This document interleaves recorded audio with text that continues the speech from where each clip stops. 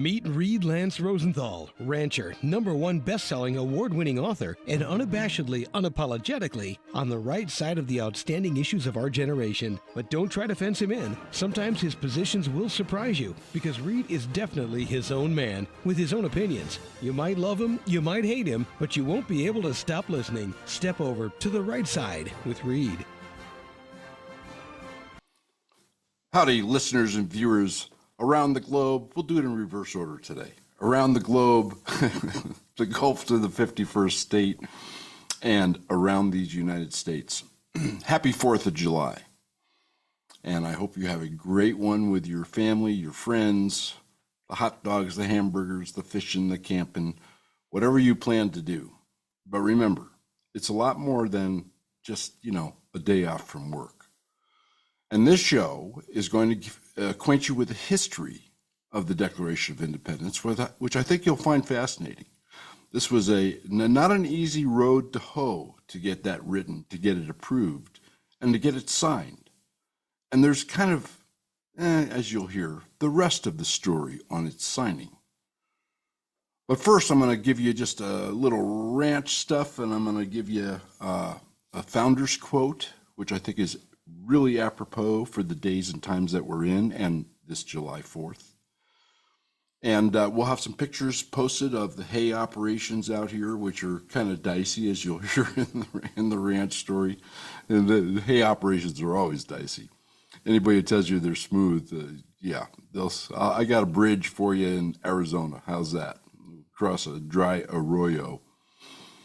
And just one or two little rat-a-tat-tats, because I really want to focus on July 4th. But the rat-a-tat-tat I chose is a really fresh, the ink is not dry on yet another ruling by a district court appointed by Biden, which is appointed by Obama in his third term.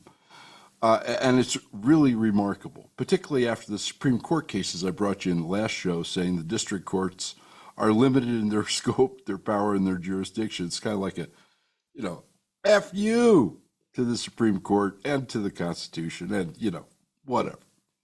But that's what communists and progressives do. Okay, let's get started, shall we?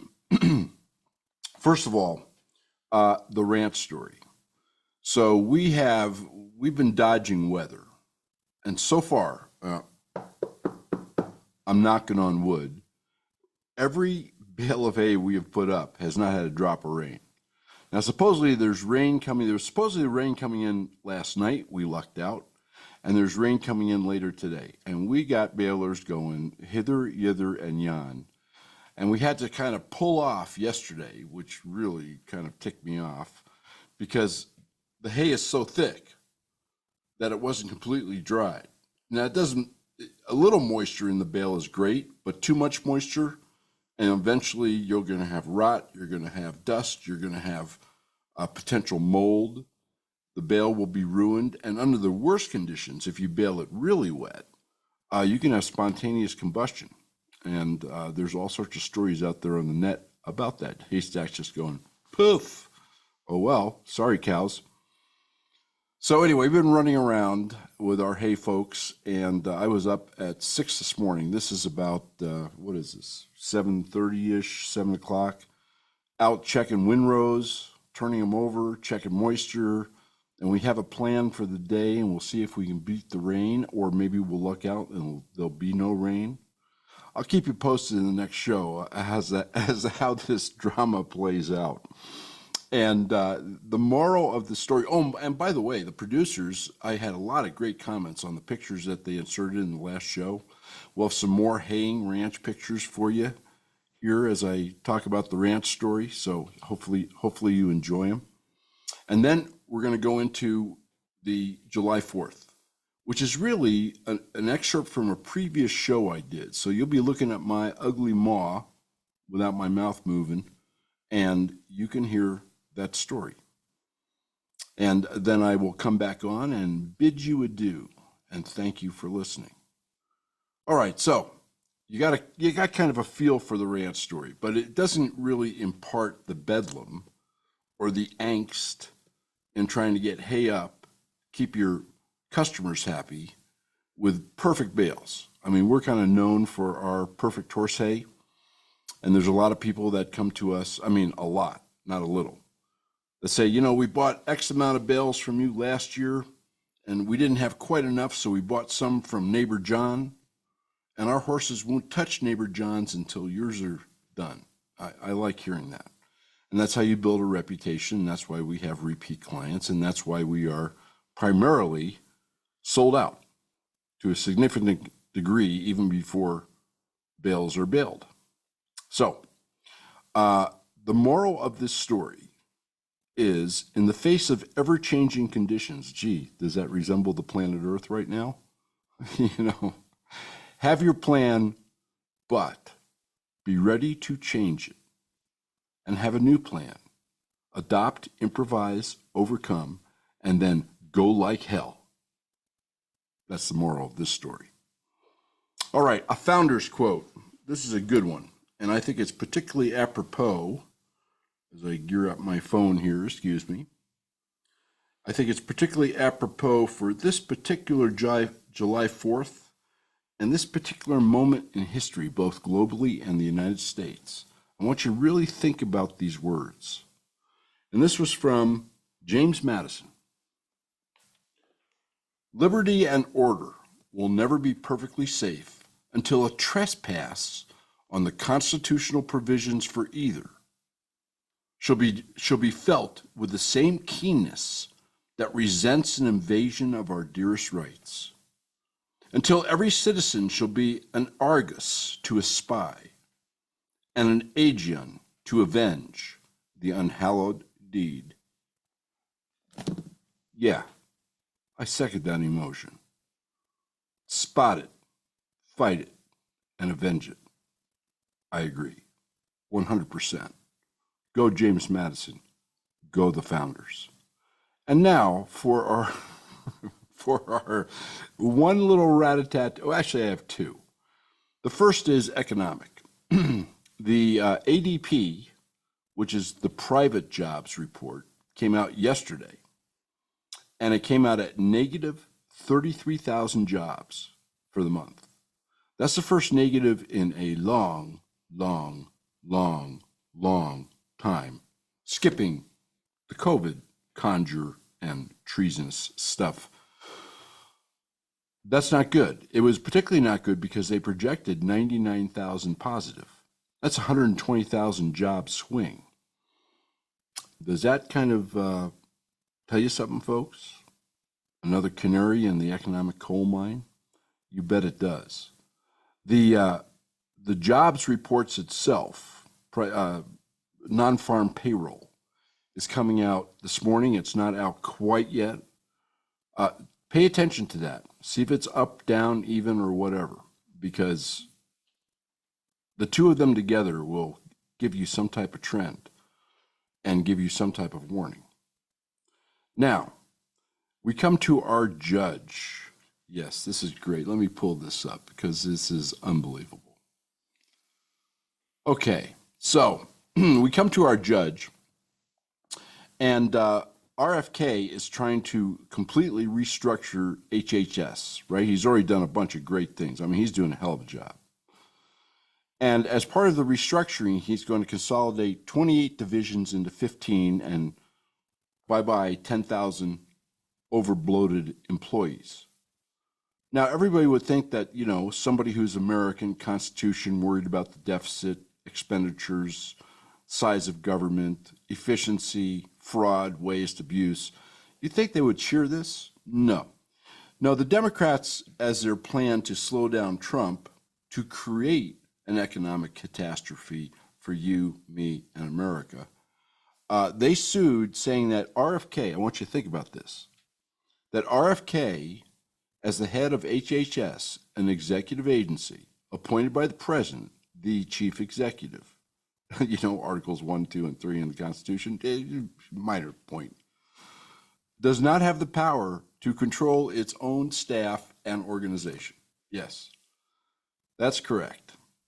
19 Democrat states and Washington, D.C., I think we need to do something about Washington, D.C., they sued to protect the federal bureaucracy. They claim that Secretary Kennedy lacks the authority to do any of these moves. Okay, sounds great.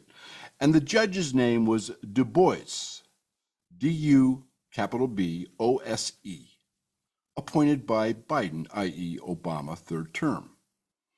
And basically what she is ruling is that the executive branch, the President of the United States, his duly appointed agency heads, his cabinet, does not have the authority to order, organize, or implement wholesale changes to the structure and function of the agencies created by Congress. Unquote. Wow. That's all I can say. I don't remember the congressional bill on HHS saying that you had to have 40,000 employees in 28 departments. I don't think it says that at all. I mean, it's like unbelievable. Anyway, we shall see what happens. This flies in the face of the Supreme Court rulings, like just last week. I brought it to you in the last show just 3 or 4 days ago. That says the district courts just don't have certain powers that they have tried to exercise. So I am sure this will be blown out, but once again, delay and money out of your pocket, my pocket, and undermining of the Constitution, of the economy, and of America. And by the way, of your health. Because the more efficient your health authorities, the better the care they will render. So think about that in the light of James Madison's quote that I brought you. Yes. Think about that. All right. Now we're going to give you the history of the July 4th. You can stare at my ugly maw and listen in because it's really fascinating, along with the rest of the story of that whole incredible period in American and, I might add, the world's history. All right, the history of the Declaration of Independence. Even after the initial battles in the Revolutionary War broke out, there were very few colonists that desired kind of complete independence from Great Britain. And those who did, like John Adams, were considered radicals. But things changed over the course of the next year. The first battles of the Revolutionary War, April 19th, the Guns of April, Concord and Lexington. But a year later, Britain was attempting to crush the rebels with all the force of its great army. In October 1775, King George railed against the rebellious colonies. He ordered a massive enlargement of the Royal Army and Navy. And in January 1776, when the word of all that reached America, that kind of strengthened the radicals' cause. The same month, the recent British immigrant Thomas Paine, I give you his quotes all the time, published Common Sense, and he argued that independence was a natural right and the only possible course for the colonies. His pamphlet, by the way, Common Sense, sold more than 150,000 copies in the first few weeks in publication. That's like selling millions of copies today. In March of 1776, North Carolina's Revolutionary Convention was the first colony to vote in favor of independence. 7 other colonies had followed suit by mid-May. On June 7th, Virginia delegate Richard Henry Lee introduced a motion in the Continental Congress calling for the colony's independence, and this was at the Pennsylvania State House, later known as Independence Hall, in Philadelphia. There was all sorts of heated debate. Congress postponed the vote on Lee's resolution, and the Congress, very torn apart, actually declared a recess. The resolution, by the way, that Richard Henry Lee introduced went like this, quote, resolved that these united colonies are, and of right ought to be, free and independent states, that they are absolved from all allegiance to the British Crown, and that all political connection between them and the state of Great Britain is, and ought to be, totally dissolved, unquote. When Congress adjourned, by the way, squabbling amongst themselves and fearful, on June 11th, they appointed a 5-member committee to draft a public statement that would explain the reasons for declaring independence if they decided to do so. John Adams, Massachusetts, Benjamin Franklin, Pennsylvania, Robert R. Livingston of New York, Roger Sherman of Connecticut, and Virginian Thomas Jefferson was that committee. The committee submitted its draft declaration to the Congress on June 28th.